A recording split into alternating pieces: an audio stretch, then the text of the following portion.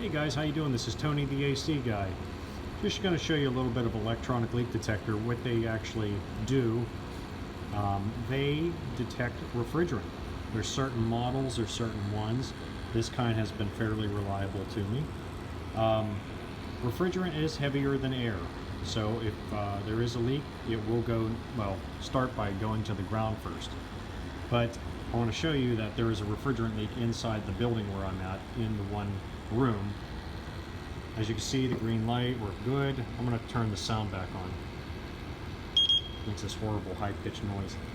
I'm going to go in this room and just watch.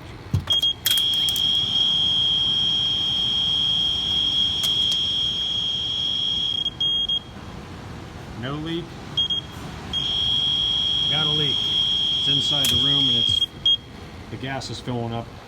So I already know where the leak's at.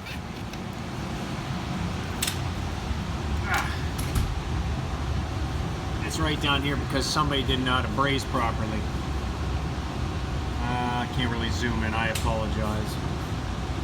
But anyways, generally when you see an oil leak on copper tubing on a refrigeration system or air conditioning system, and you see some oil right there, that's generally where the leak's at.